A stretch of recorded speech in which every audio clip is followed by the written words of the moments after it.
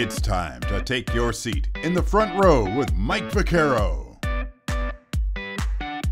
Here's your host, Mike Vaccaro. Well, thanks again, Chuck, and welcome everybody. Mike Vaccaro with you here behind the scenes, as always. Our creator, producer, and director, it is J.R. Quitman. Well, we're up to episode number 60 of our show. Before we get to that, as always, we want to thank you for listening and watching to previous episodes. Be sure to like and subscribe as well if you like what you're seeing. As again, we've had some great guests, great stories. Today, no exception. Episode 60 today, we're introduced to Carlester Crumpler Sr. Who is he? Well, he's a former football player in Eastern North Carolina. Great story, great background in Wilson, North Carolina. Grew up there, helped segregate the schools when he was a young man, eventually signed a scholarship, a very big one, to go play football at East Carolina, and then was drafted by the Bills, but injuries kept him away from a pro career. Still some great advice that he got from Bills running back O.J. Simpson. Came a little bit too late in his career. He also shares about his family and his sons, Carlester Jr. and Alge Crumpler, both guys who played in the NFL. But is anybody better than Dad? We'll find that story out here today as well. And also we hear about Jeff Charles, the late voice of the Pirates, who Carlester worked for 19 seasons on the Pirate Radio Network. Great stories, great personality, and a great person here. You want to meet him. Episode 60. It features Carlester Crumpler Sr. Well, Carlester, thanks again for joining us here today. And you have a very unique story. You're an ECU guy through and through. We're going to get into that. But we want to start the beginning with you in Wilson, North Carolina. You were born there back in the early 1950s, grew up there. Take us back to Wilson, North Carolina, growing up as a kid, what that was like for you and the role that sports played in your early life. Well, I started out playing what they call the Reed Street Community Center, and there was a gentleman there who was a rec director by the name of Eugene Cox. And Eugene Cox was, he was the Michael Jordan, LeBron James, he was everybody. I mean, he was the greatest athlete. I mean, you didn't think about it at such a young age, but he was the marvel of an athlete or a coach that could do just about anything. He could swim, you know, he could play football, basketball, or whatever. So he had a big influence in my life as far as the start goes, playing what was then midget football at the Reed Street Community Center. And usually I was a little bit bigger. So I think the weight limit was about 120. And so I was always broaching that 120. But was able to play, and I started out playing a little tight end. Obviously didn't know what I was doing, but as time grew, obviously I started getting a little better. And in 1964, I think the Freedom of Choice Act was passed, which allowed me as a young student, I think at the time I was in the 7th grade, allowed me to go on to the 8th grade and integrate the all-white schools at the time. And the middle school or the junior high school was Charles L. Coon Junior High School in Wilson, and which was 8th and 9th grade, because the high school at Fike High School was 10th grade at the time. So I really got my start as far as really organized football, learning what it was really all about in the 8th grade. And quite frankly, it was pretty tough. It was pretty shocking because now I had to really have structured, longer and structured practices, and being hit, trying to learn the game,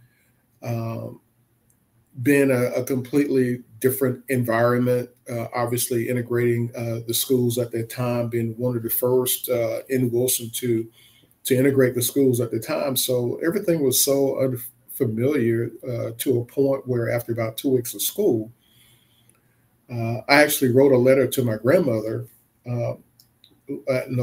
Wrote a letter supposedly from my grandmother to present to the principal that I no longer wanted to attend Charles L. Coon Junior High School. I wanted to go to the Darden High School, which did have an 8th grade at the time, which was the black school in Wilson.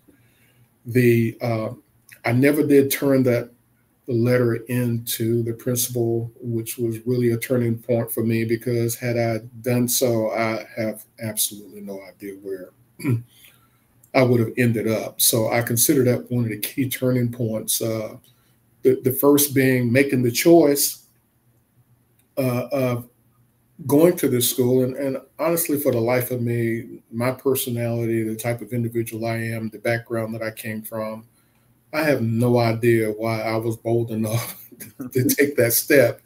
But I did, and convinced about 2 or 3 of my buddies to go as well.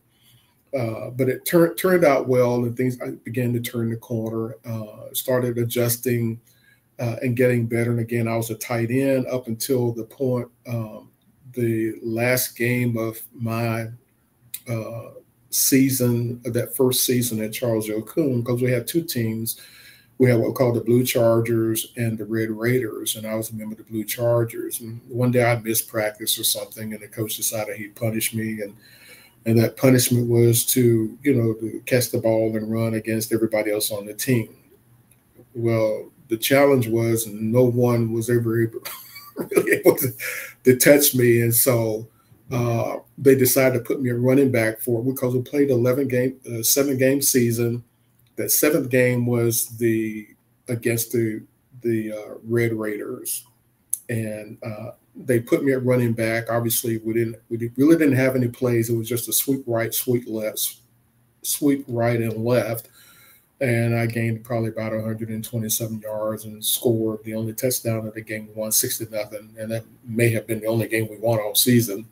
And from that point on, I became a running back. And that's how my football career really got started. Well, that's a lot, though, on a young black man at that time, as you said, to integrate the school. Did sports help you and help you also kind of maybe build relationships with your white teammates at the time? I look back on it as a buffer from a lot of probably the negative that I would have experienced. First of all, I don't want to get in my family background, because really there was nothing supportive there to get me to where I got to. Honestly, I mean that's the honest to goodness truth. There was no direction there. I don't, to this very day, I've never seen my father before. I mean, he's been long dead from what I recall. But I didn't even know his name for a very long time. And my mother has never even seen me, to this very day, have never seen me play a single sport of any kind at any time.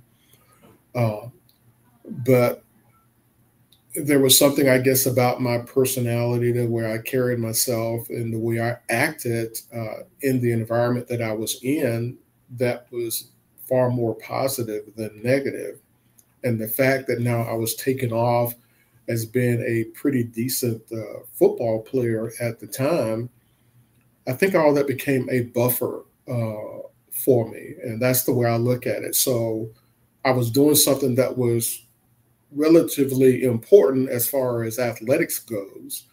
And first of all, I was I wouldn't say a friendly person, but I wasn't a show off. And no matter what I did and how well I did it, my demeanor never changed to a point where people would conceive me as being cocky, or he think he's this and he's that.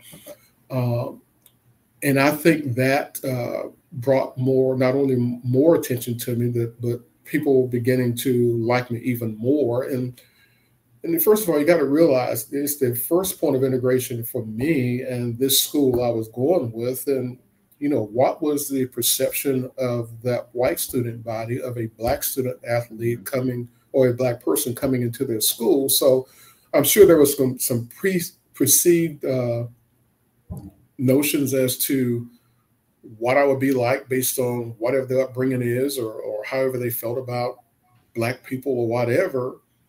And I think I was more likely totally opposite of anything that anyone thought a black person would be like. And for that reason, I think it became a very huge positive in my success and matriculation as I continued on. Well, and then you succeeded on the playing field as a running back, on over 4,000 yards in your high school career, taking that team to state championships as well. Did that help maybe get the fan base behind you? Obviously, your teammates learned about you and realized the person that you are.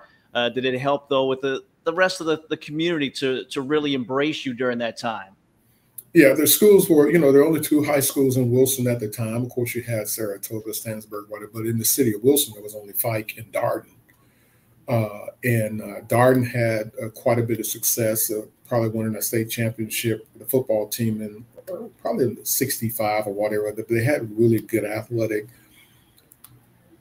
teams.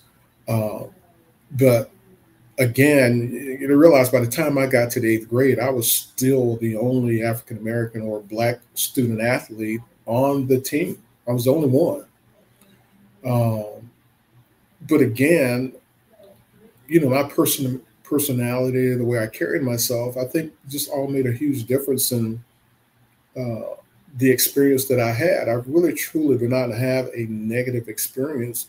Even being at the forefront of all of that, I didn't have a negative experience. I mean, there were some challenges from time to time, but nothing that was bad enough to have me go in a different direction than what I was going in.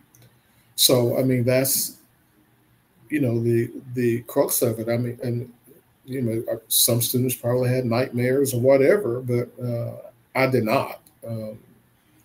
And I think one of the stories, Lynn Daniel, who lives in Wilmington, was my first high school quarterback. And Lynn revealed the story to me. Well, actually, the first time I saw it was in the book Cyclone Country that was written about us, that he and Harold Wilkerson, which was a wide receiver and a kicker on the team, the first time I walked into the locker room, I think there was just some guys who were going to play a prank on me. I'm the only Black kid in the locker room. They're going to play this prank on me. And Lynn and Harold, which were captains at the time, learned about it. And what they did was, when I walked in, they brought me over to their lockers and said, "Here, you're sitting between me and Harold." And I didn't know that story until the book was written. Wow. And we talked about it again, I think last year, because we were at the North Carolina Sports Hall of Fame together. I had invited Lynn to join me and a few other people. And that was something I never knew until that moment, which was pretty interesting. So whatever the other guys had planned, it never happened. Well, it must, again, you found out about that story years later, but that must mean a lot to you to have guys that accepted you right away and didn't worry about the color of your skin, didn't worry about even how maybe a great athlete you were. They just saw you as Carlester Crumpler at that time, right? Yeah, I mean, it was. I was just trying to do whatever I needed to do. I didn't have anyone to really consult with or support. But if someone was willing to reach out to help, then I didn't worry so much about who it was, as long as I felt like it was positive, and I would just respond in kind and move on from there. Again, I may have been the right person at the right time for everything that was going on to destroy or mitigate any of the negatives of a Black student athlete, and what that person would be like and how you would react in whatever the situation that you were put into.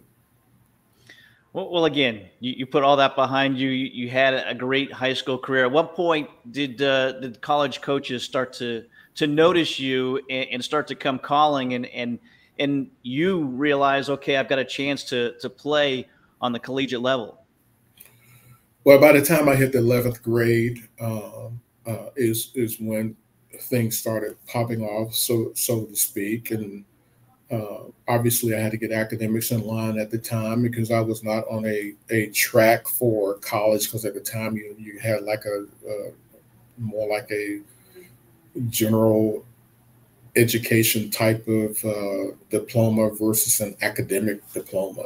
And so I had to get on the academic track diploma or whatever it was to make sure I got the courses that were acceptable to enter into a college at the time. So that was a challenge in itself because I had to make that switch and start cramming things in, trying to get the credits that are needed, the appropriate credits that are needed to enter any university.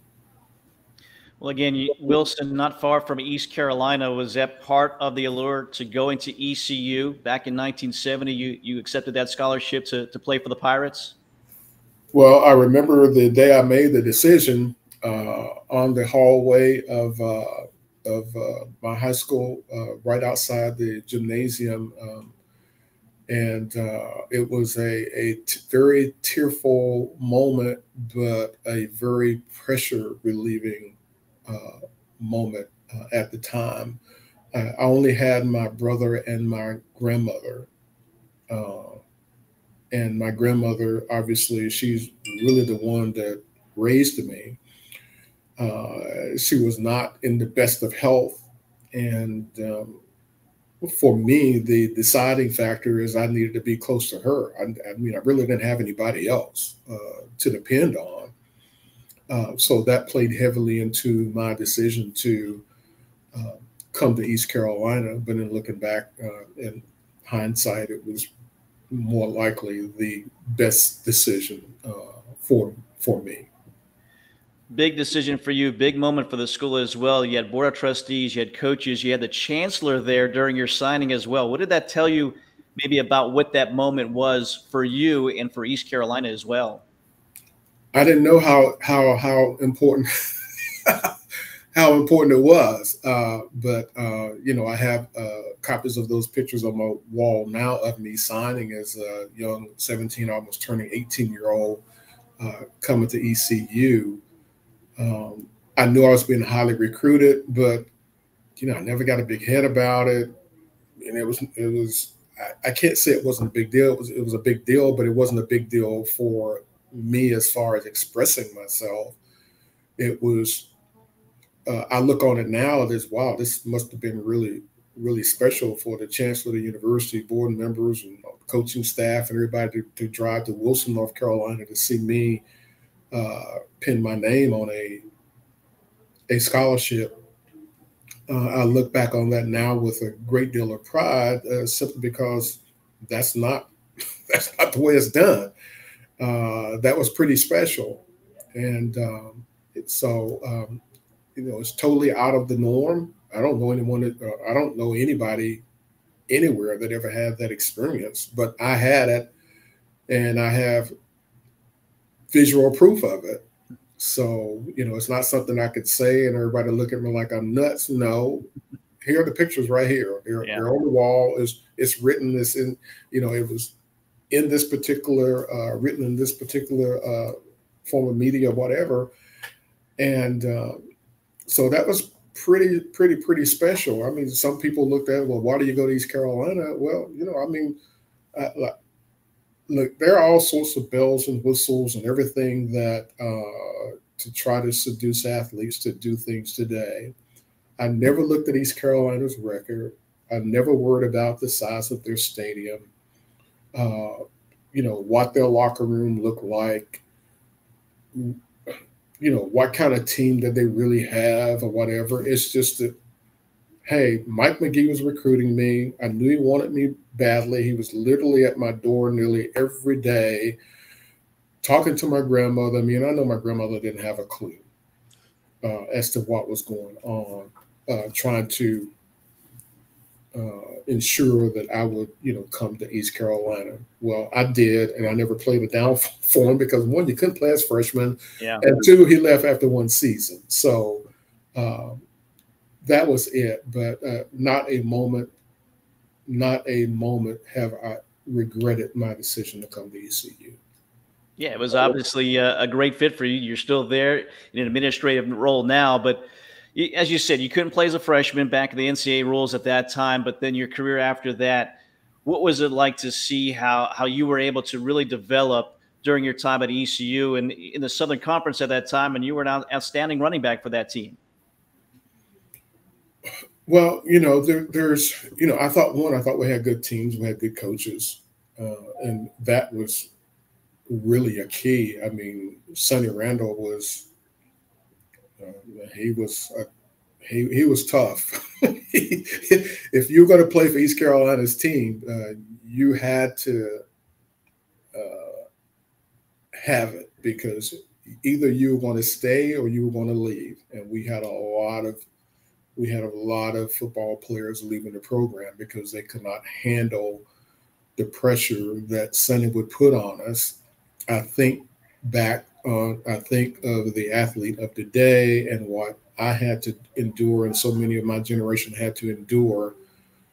And the thing that's always funny to me is some of the modern era players want to think that, well, I couldn't do now what I did then. And I go like, well, you have no idea. I think I would fare far better in your environment today that has all this strength and conditioning and all this stuff you have year round versus when I was in school, when it was tough, and when you had the guys like Dick and Jones slapping you upside the head and slapping you silly and all the type of things we're able to do now that are illegal today. And I can't remember water being on the sideline. I mean, really can't. I was thinking the other day that, well, did I go to a water cooler on the sideline and drink anything? I mean, that's just, it's just so far different. Wow.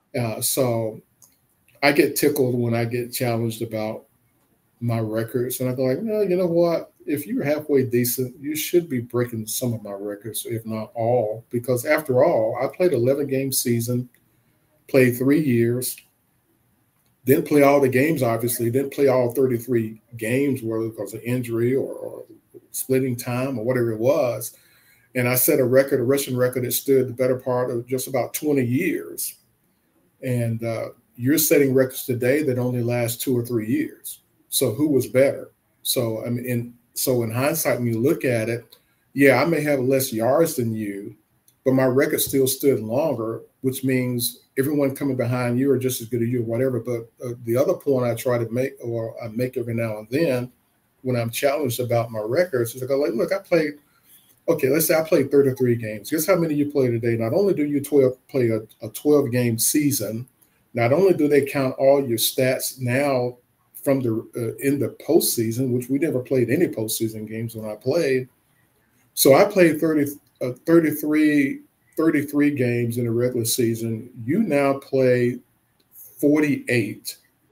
You have 12 games a season. Freshmen are eligible. You now play 48, plus you have your postseason. And I'm still probably in the top 6, 8, or a 10 in most categories. So if you want to take your 3 years and match them up against mine, and I know that the offenses are more wide open now, whatever you do, whatever.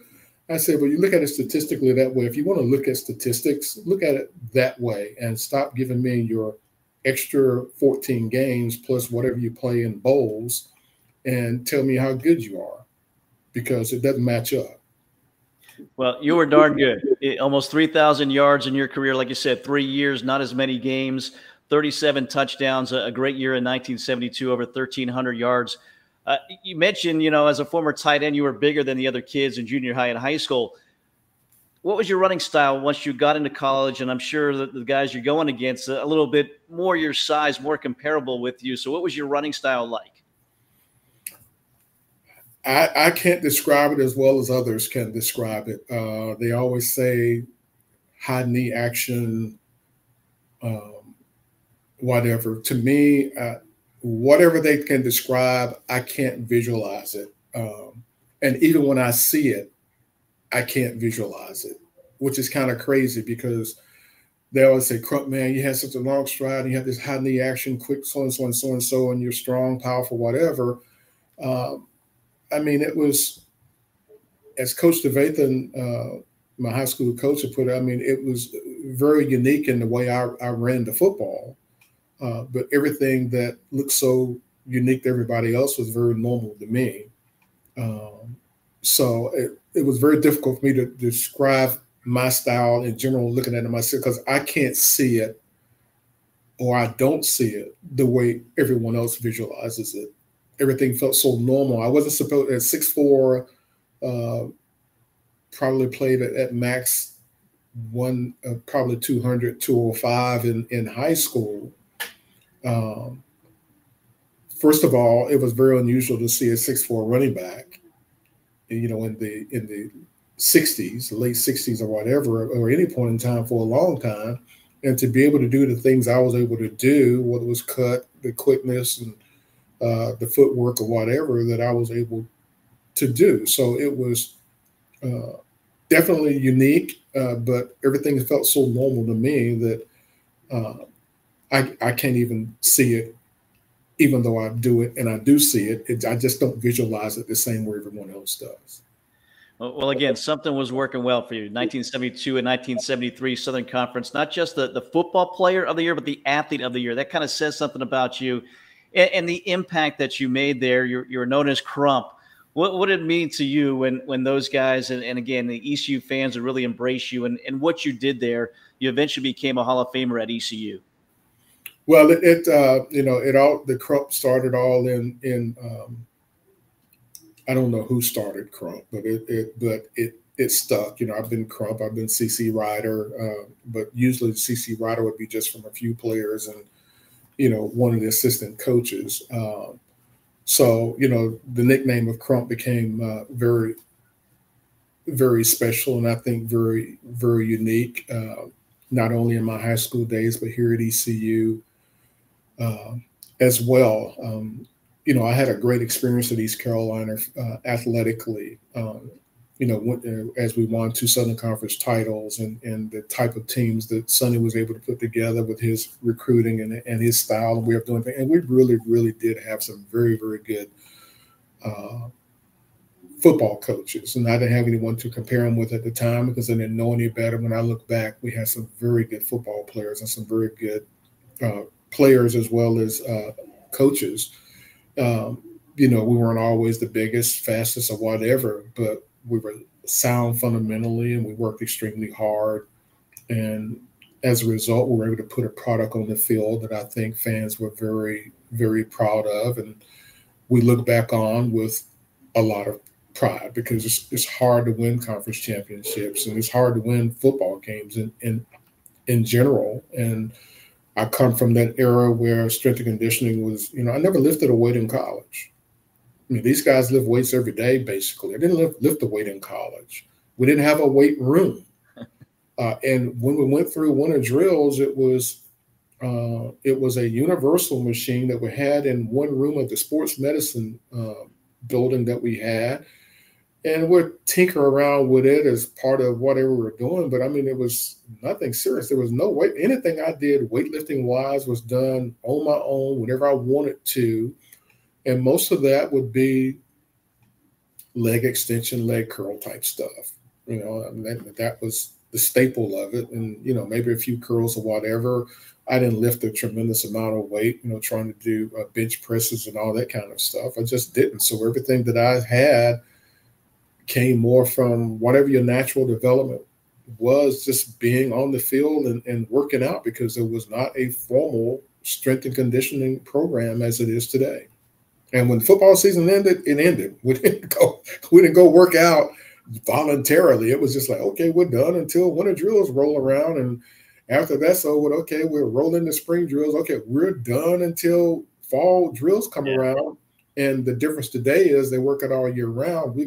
We got here in the fall, it was killer time. It was, hey, let's get into shape. So it was brutal going out 2 or 3 times a day and in the heat and the way we had to work and the perception of, you know, what toughness was at that particular time. And I mean, these guys today, they just have no clue, absolutely no clue. They want to always, we're bigger, stronger, faster. Yeah, you're bigger. Yeah, you're stronger. Yeah, you're faster, but you ain't tough as nothing. the mental toughness is not there.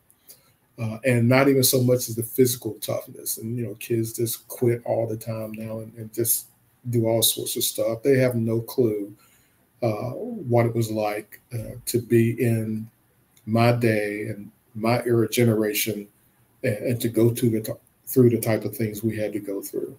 Yeah, 50-year gap between your playing days to those guys now. So I can certainly see that. Definitely a different time. But you look at in 2022, the 100-year anniversary for the Southern Conference, you're on that football team. So what does that tell you about you? Again, 100 years, you were a small part, 3 years of it, but obviously what you did was something that has held up for a long time. Well, to me, it was special to be recognized in that class and in that way. So it was, you don't think about stuff like that, but it happened. I qualified the qualification standards that they had, and I met one of them, if not two, or whatever. So I was very honored to be a part of that centennial group and to be able to represent East Carolina. And to me, it means that, I was able to do something that was pretty special and it stood the test of time. And you really can't take it away. And again, you go through these processes, you don't know what's in the future. But it's there, it's happened, it's history. And I look back on it with a great deal of pride. And I think I represented myself or my family in East Carolina in a way that people can show a lot of respect, and that's critical. Well, you talk about history, a tragic part of history, I guess, when you were a freshman, right? When the Marshall plane crashed, November 14th, 1970, it was Marshall leaving Greenville after playing the Pirates, coming up short in that mountain in Huntington, West Virginia. How did that affect the team? How did that affect you at that time? Well, I didn't play as a freshman, which means unlike today where you're probably around regardless, we were kind of freshmen, we were kind of free to do whatever we wanted to. I was not even in Greenville when they played that game. I was actually in Salisbury with what was visiting my girlfriend, who eventually became my wife a few years later. So, when I get asked that question, I really don't really have a solid response other than, look, I wasn't even in the stadium that day. I didn't have any obligation. You would think that maybe I would, but my friend Ronnie Barnes, who's the head trainer of the New York Giants, he and I went to Salisbury, North Carolina to visit my girlfriend at that time. And we heard the news on the radio in return from Salisbury. So, I get called from time to time about that experience, but I wasn't even in the stadium that day, but certainly was saddened about everything that happened. And it was a very tragic moment. But for those players that were there and played against that team that day, it was obviously more devastating because you competed that day against each other. And then something like that tragically happens after the game is over. Yeah, still a plaque now at Dowdy Ficklin Stadium there at ECU to commemorate that team as well at Marshall. Again, a great career for you. You get a chance to get drafted by the Buffalo Bills. What did you find out about getting drafted? What were your thoughts about getting drafted by the Bills at that time back in 1974? Well, I was excited. I was actually I didn't go. Well, it was a 26th round draft in 74. So I was actually the 99th pick, went in the 4th round. So you look at the 4th round today, it's not very good, but when you're 4th out of 26 rounds, it was pretty doggone good. But I can't think of the one of the top scouts of the Dallas Cowboys at the time. I can't think of his name right off. I was projected to go 1st or 2nd round. And of course I had shoulder surgery at the end of my junior year and one at the end of my senior year. So whenever I went to Buffalo, I had very little strength and could not perform as well. But the experience of being drafted was pretty exciting. And I look back on that with fond memories. Things just did not work out. I just wasn't healthy enough. Things just didn't hold up, which is very disappointing. But, everything is not meant to be. So that's why I value my education and my family and everyone that's gone through this process of how important it is, because nothing is guaranteed for you as you continue on. There's no guarantee that I would have been any good in college or the National Football League. And what the way I could come to some peace of mind was, hey, it just wasn't God's plan for me to do this. And that's the way I left it, because, otherwise I'd be driving myself nuts about it, because I should have been better. I should have gone further, but it didn't happen for whatever reason. And I choose not to dwell on that very much at all. But thank goodness I had two sons to come along that did excel in the National Football League. So something good came out of it after all. And the Bills had O.J. Simpson at the time. Were you going there intending to back him up, play along with him? What were you hearing from the Bills at that time? I really wasn't caring about O.J. He was a fantastic athlete, and honestly, my only focus was just doing the best I could do. He offered me, and it's crazy, but he in practice, he offered me one tip in running the ball that no one else throughout my entire career ever said. And they watched me daily in practice and in games. And OJ gave me one tip in a practice one day.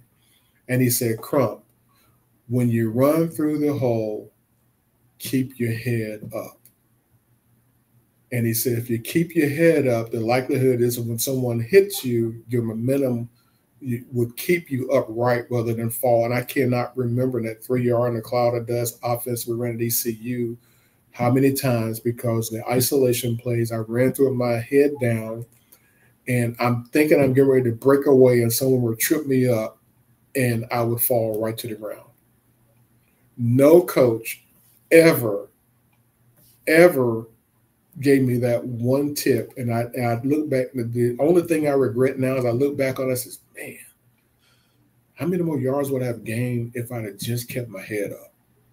Because when you went through the hole, there's going to be a collision. The isolation play, fullback on the linebacker, either you're going to get by him or there's going to be a collision somewhere as you enter that hole. And when I look back on my career, that is the one thing I regret more than anything. And when I was running, it was, I'm going to outrun you. I'm not going to stop and do all this fancy cutting or whatever. And if I had a chance to cut, fine. If you cut me off, you cut me off. I just keep running until you cut me off. Whereas because my thing was, and Alge will tell you, my thing was, if you're ahead, stay ahead. I don't want nobody to catch you or whatever. Well, I could have just stopped and just made a cut, and I didn't. And I think, man, how many yards did I leave out there because I was so intent on doing something one way or another. But I think that all comes down, honestly, to coaching too. That's part of it. You're just a player, and maybe I just didn't catch on as fast as some of the others. But I think there's a lot that I left out there that if I had to do it all over again, I would be much, much better. But I don't want to do it all over again. Yeah, exactly. You've done great. What you did, like I said, great advice. Came a little bit too late for you. Let's go to, after your playing days, what was on your mind? What did you think was going to be next? Because what became next for you was an administrative role with your alma mater, and also on the broadcast for the football broadcast as well on the Pirate Sports Network. Well, that was later down the line. I delved in so many different things before I came to East Carolina and settled here for the last 35 years. But, I've been in the tire business, done a little radio broadcasting, a little TV broadcasting, worked in the industry. There was at one point that I thought I was just destined to do basically nothing. But part of it began when I was at this, I worked for WGTM radio in Wilson for a year doing 5 sports broadcasts a day, but usually I may do one live or 2, and the rest of them will be recorded. And that got me started off in the that part of the field, and probably one of the significant positions I was into when I left that industry was I went to this company, TRW, and worked there for 7 years, and prior to getting a call from East Carolina to be a part of the athletic program. And that all came about because the late Dr. Henry Van Sant wanted me to come over and speak to football recruits on a given weekend, and football recruits and their families. And I did several of those, and after doing it, then they decided they wanted me to be on the staff full time, and that's how I got started at East Carolina. The greatest move ever, because I was making really good money in the industry that I was in. Started out actually running the machine, then went into quality control, then I went into supervision. Finished up my degree and everything else, and went into supervision, and then had the opportunity to come to ECU, and took probably about a $9,000-$10,000 pay cut just to come here. And in hindsight, it took a long time to make that money back up, but I don't regret it at all, because this has been a great place for me to finish out everything that I'm doing. Again, 19 years as an analyst on the broadcast. I've got to ask you about Jeff Charles, who unfortunately we lost earlier this year. 30-plus years for him as the voice of the Pirates. What was it like working alongside him and you guys kind of come along together with that football broadcast that you were doing at ECU? Yeah, Jeff and I came to East Carolina in 1988. He came here in June, and I came in July. Initially, Charlie Cart, who was one of the administrative assistants or assistant ADs, whatever he did at the time, wanted me to be I was working in football, and he wanted me to be a part of the broadcast. And I go like, no, I want to be on the field with the team. Well, that didn't go over very well at all. That about 2 days. And I had not met Jeff yet, obviously. So I decided, oh, yeah, I'll do it. And having worked with Jeff, hearing his voice, because I had done a color analyst at high school level with the radio station there. And the play-by-play guy was just nuts from the standpoint of, if something was going wrong, like say the officials are cheating, stuff like that. And I'm going like, yeah, okay. So we'd go through that, which was very unprofessional, but I didn't take part in it and go, yeah, they really are cheating or something like that. But to hear a pro like Jeff Charles at the time do it, I was pretty excited. And as Cy would say, Jeff, if something was not going the way Jeff wanted to go, Jeff had a way of getting the point across to you without, hurting your feelings or getting upset or whatever. But he was a perfectionist. He was always evaluating the broadcast, trying to make it better. And it was just an absolute pleasure to work alongside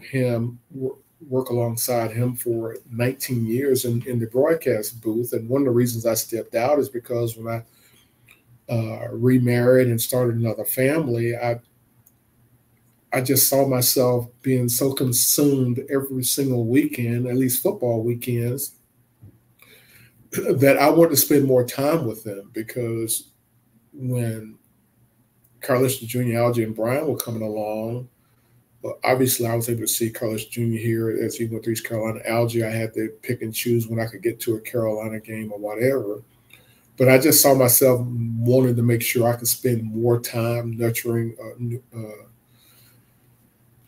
those, the daughter and son I would eventually have later, and I just felt like I just needed to spend that time with them. And so I got off the broadcast and never looked back. But working with Jeff Charles was amazing with the way he handled things, the friendship and the relationship that we developed over the years up until his death. It was just tremendous. Yeah, great story. Great person. Certainly missed up there in Greenville and elsewhere as well, especially even, people like us at UNCW that the Pirates went up to against so many sports through the years. You mentioned Alge Crumpler, your son Carlester Jr., guys that played in the NFL. You have another son, Brian, who's a musician, and a young son now, the next Crumpler as well, who's a highly sought-after recruit. Stack yourself up against those guys, and who's the most talented? And maybe is it the musician over the players? Brian likes to think he doesn't get as much attention, but honestly, he gets as much attention as the student athletes in the family. So whatever his perception is, it is. But there is no one in my family that was better than me. So, I just have to put it out there. I mean, there were gifts that I was given that had I had the opportunity to have some of the things that the athletes have today, I don't know how good I really could have been. I would never concede to them that they are better. I'm always better than any of my sons have ever thought about being. They all had their special gifts. I think Carlester Jr. was outstanding in his blocking game.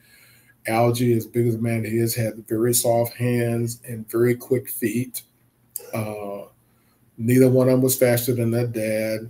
The closest probably comes Isaiah in matching me in speed, the closest, but he ain't got there, but he's close. But he's very gifted in the fact that you can put him almost on anywhere on the field and he will do well at it. So he had that versatility. I thought Alge had a great deal of versatility as well. And went to Carolina as more of a defensive end linebacker and ended up being a tight end. And my question to Carolina was, can he catch the ball? So, and they go like, yeah. And so I got an opportunity to actually see that, and he did. So no, I'll never concede that they're better. They all have their strong points, but no, Dad was so much better. I love it. I love it right there. Well, Isaiah, again, class of 2024, has he chosen yet? Are you putting the press on for him to be a Pirate like you? Or how does that work? How have you worked with your kids as far as where they've gone to school? As you said, Carlester Jr. is the only one who has followed in your footsteps and went to ECU. Well, I was the recruiting coordinator when Carlester Jr. was that helped. That helped, but that was quite a bit of pressure. I can't recruit my own son to come to ECU, but he did, and it was honestly one of the greatest joys of my life having him join East Carolina as you know, as a member of the team, and then the success he went on to have to at least put him in the NFL for 5 years, and that was a springboard for him moving on and doing some of the other greater things in life that he's done. When Alge came along and wanted to make his decision to go to North Carolina, the first thing I said was, "Are you sure?" And he goes like, "Yes." I said, "Well, think about it." And we were actually right there in Wilmington, you know, because he played at New Hanover.